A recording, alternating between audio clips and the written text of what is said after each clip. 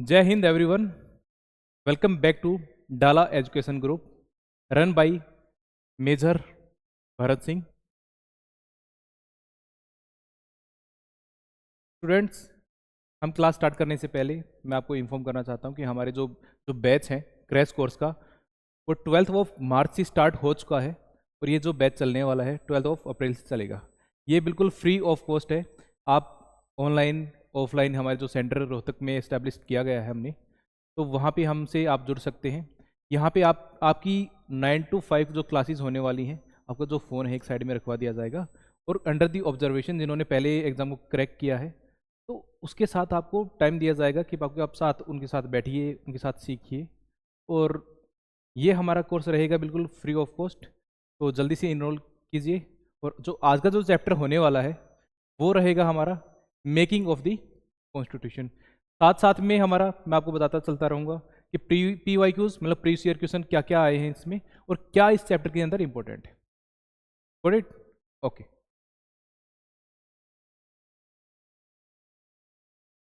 जो हमारे पहला चैप्टर जो स्टार्ट होने वाला है आज का, constitution assembly making of Indian constitution.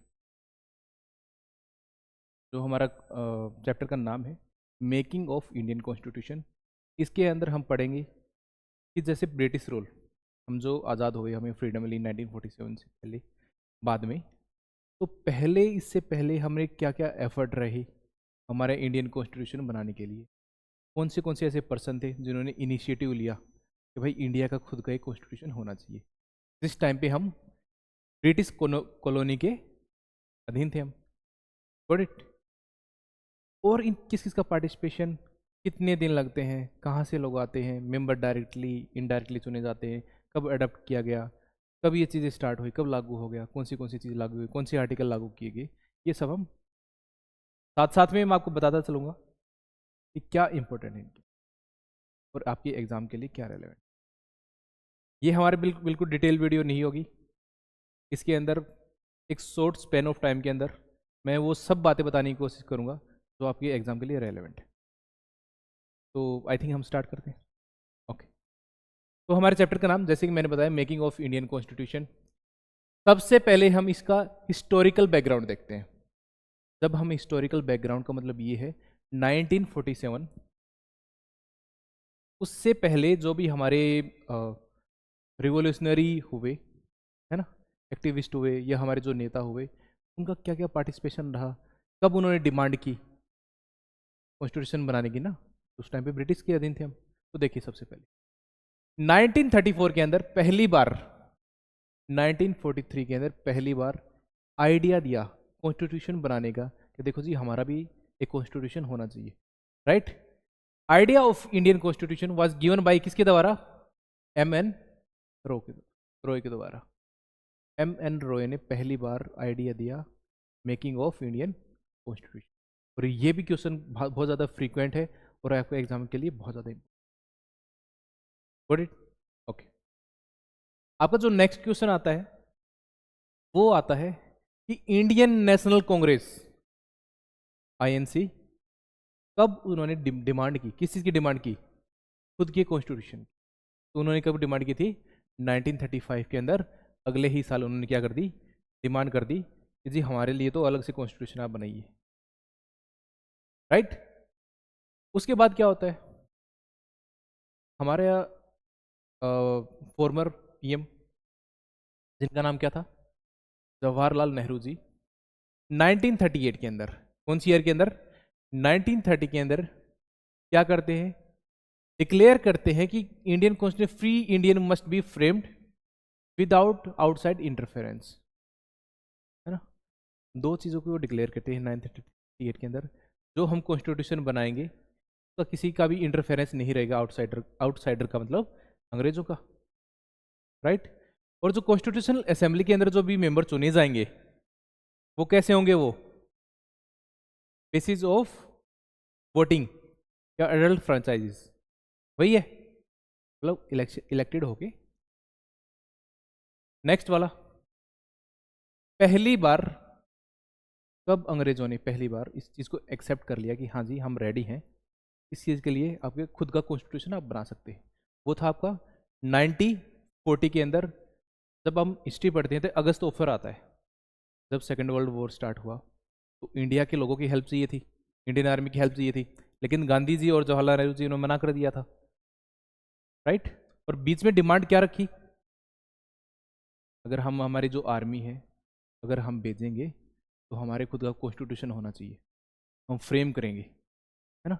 और पहली बार जो जो ब्रिटिशर थे कब मान लिया उन्होंने, 1940 के अंदर पहली बार उन्होंने माना कि देखो जब जैसे ही वॉर खत्म होगा सेकेंड वर्ल्ड वॉर, हम एक कॉन्स्टिट्यूशनल असेंबली बना देंगे और आप क्या कर सकते हैं, आप खुद का कॉन्स्टिट्यूशन फ्रेम कर सकते हैं। कौन सा ऑफर था वो, अगस्त ऑफर, राइट, अगस्त। नेक्स्ट हम चीज़ें देखते हैं कि ये तो चीज़ें निकल जाती हैं। 1946 के अंदर एक कैबिनेट मिशन आता है, कैबिनेट मिशन ब्रिटेन की तरफ से। तो देखो जी हम आपको परमिशन दे देते हैं इस चीज़ की, इंडियन कॉन्स्टिट्यूशन ड्राफ्ट करने की, है ना। आप इंडियन कॉन्स्टिट्यूशनल असेंबली आप इलेक्ट कीजिए और अपना कॉन्स्टिट्यूशन खुद से बना लीजिए, राइट।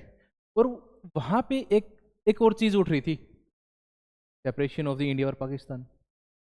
उन्होंने दो कॉन्स्टिट्यूशनल असेंबली बनाने के लिए कर दिया था मना।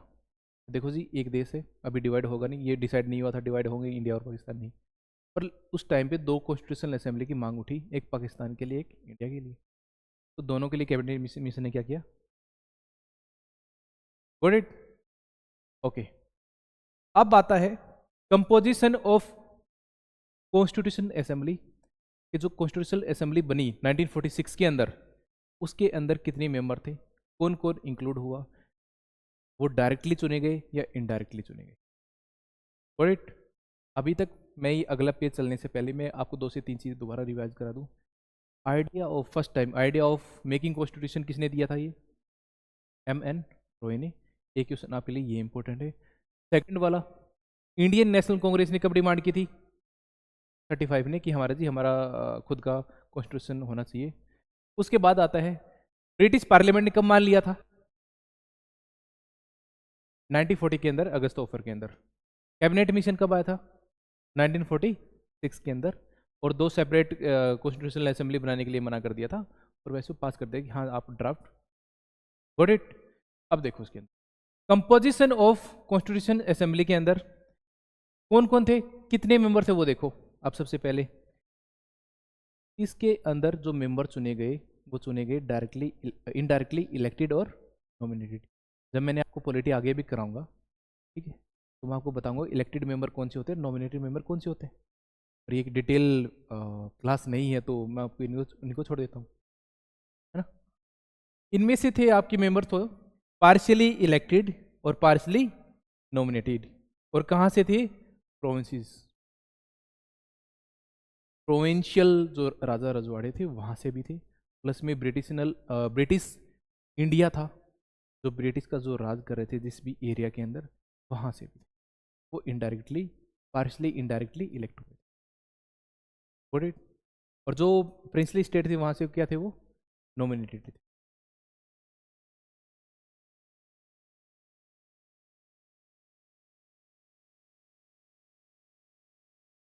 अब देखो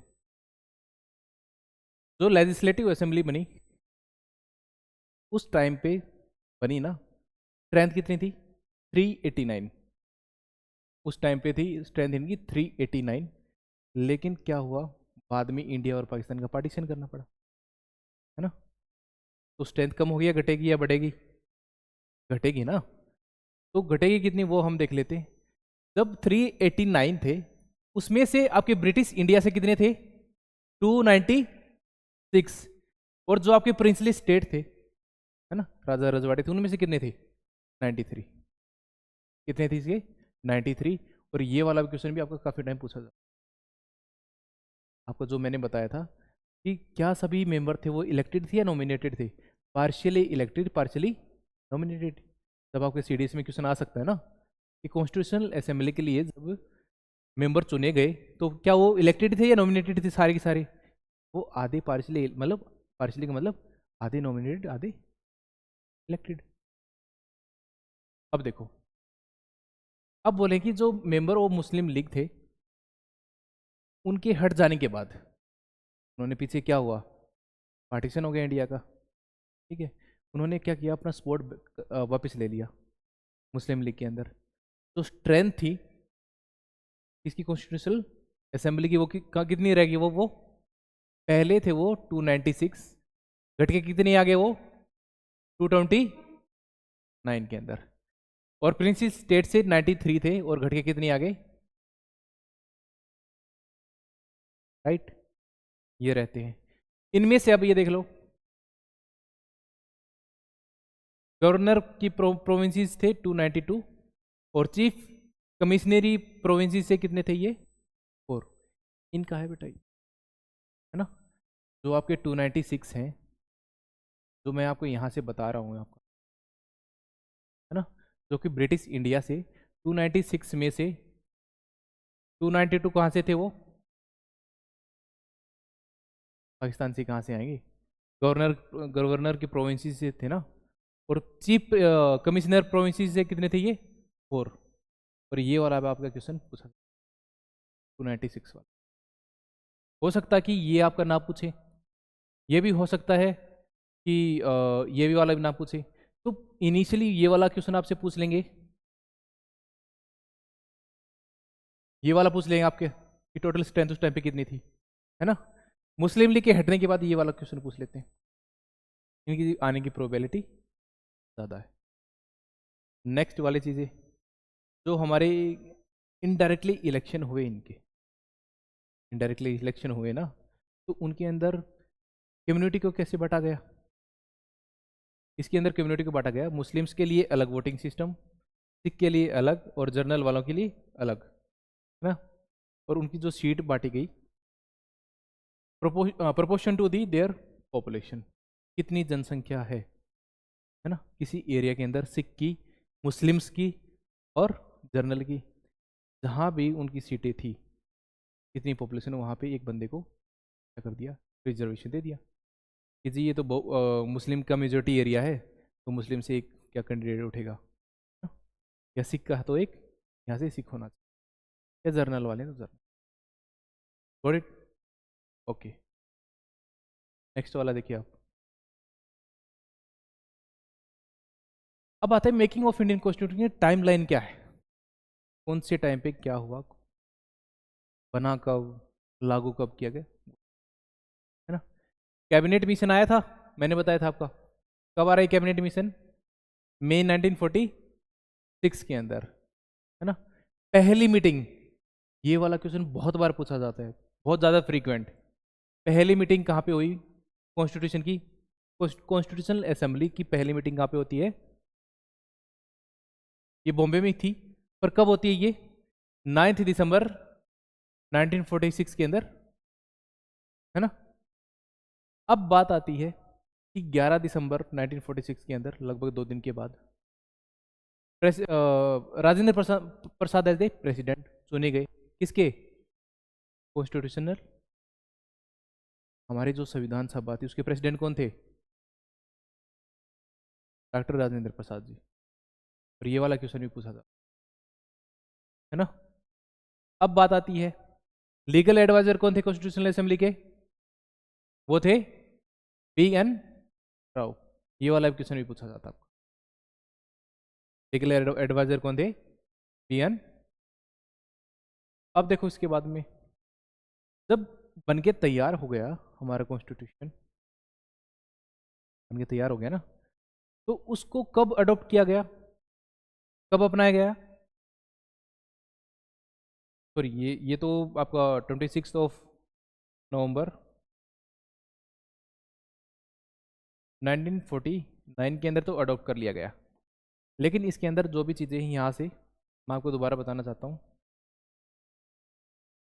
कि जब पहली मीटिंग, ये तो पहली मीटिंग थी कॉन्स्टिट्यूशनल असेंबली की, कब 9 दिसंबर 1940, 9 दिसंबर 1946 के अंदर पहली असेंबली। जो सेकेंड असेंबली बैठी उसके अंदर कौन थे, प्रेसिडेंट बन गए इसके डॉक्टर राजेंद्र प्रसाद, और लीगल एडवाइजर BN राव। अब क्या होता है 13 दिसंबर इनकी जो मीटिंग हुई इस असेंबली की, और ये वाला क्वेश्चन भी पूछा जाता है। आपको डेट के साथ याद करना है। 13 दिसंबर 1946 के अंदर क्या होता है, हमारे Jawaharlal Nehru ji objective resolution of preamble, मैंने आपको लास्ट क्लास में पढ़ाया था आपको objective resolution of preamble, right. तो वो क्या करते हैं, इंट्रोड्यूस करते हैं ये, देखो जी हमारा भी देश का ऐसा कोई प्रीएम्बल होना चाहिए, ठीक है। और ये किससे इंस्पायर थे, ये प्रीएम्बल यूएसए से। और ये वाली बात रिजोल्यूशन कब पास कर दिया गया, मतलब पूरे ये असेंबली कब मान लिया, ये 22 जनवरी 1947 के अंदर अडोप्ट कर लिया गया। कौन सा ये, जो जवाहरलाल नेहरू जी ने रेजोल्यूशन बताया था, पास कराया। Done, okay.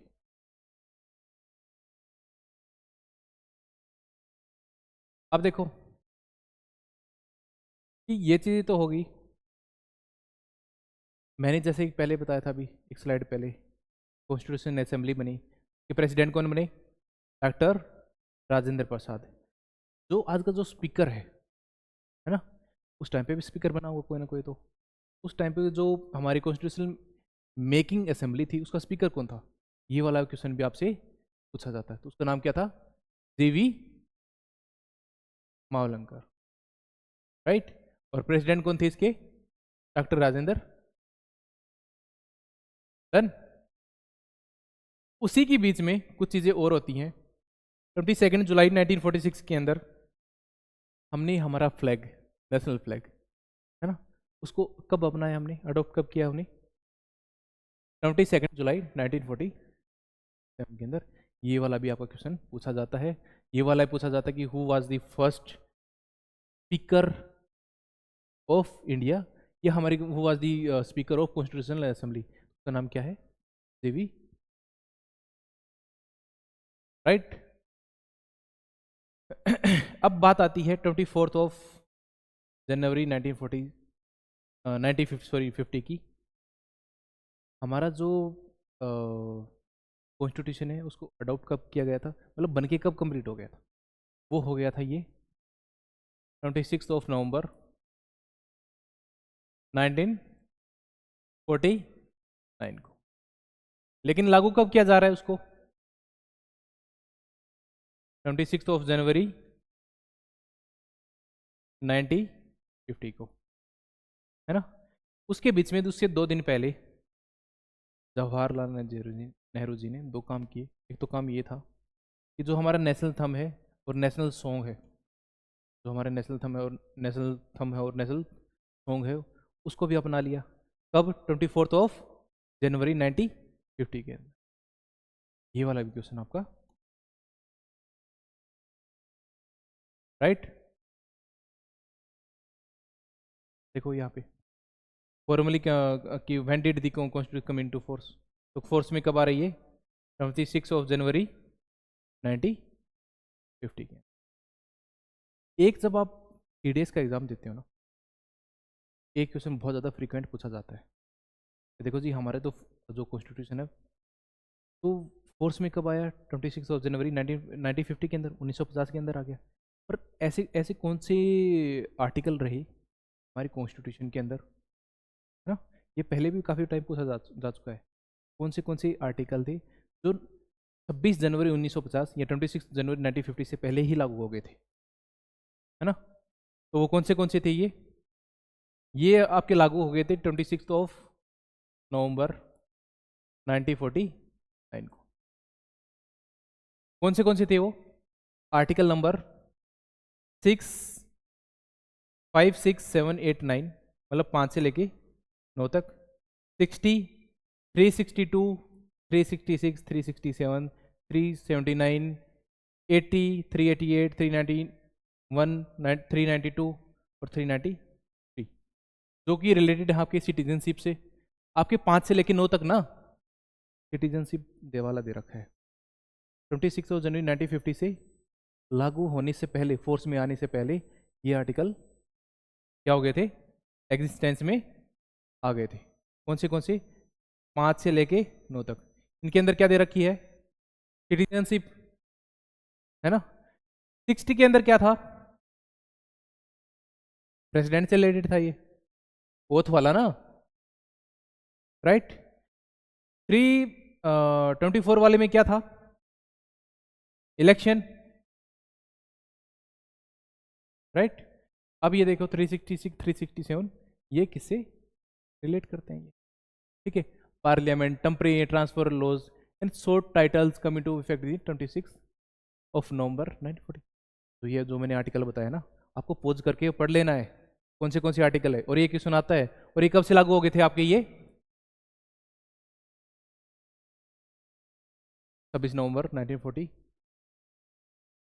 26 नवंबर 1940 से ये सारे लागू हो गए थे। ये वाला ही पूछा जाता है ना। अब बात आती है कि committee of the constitution assembly, committee के हेड कौन थे? और ये वाले क्वेश्चन बहुत बार पूछे जाते हैं आपसे, है ना। सबसे पहली कमेटी आती है रूल्स ऑफ प्रोसीजर कमेटी। कौन? डॉक्टर, उसके चेयरमैन कौन हुए? Rajendra Prasad. Steering committee, doctor Rajendra प्रसाद। बस स्टीयरिंग कमेटी है ना, ये आपको रट्टी मार लो। ये तो मैं आपको बोलूंगा ये बहुत ज़्यादा मोस्ट इंपॉर्टेंट है ना।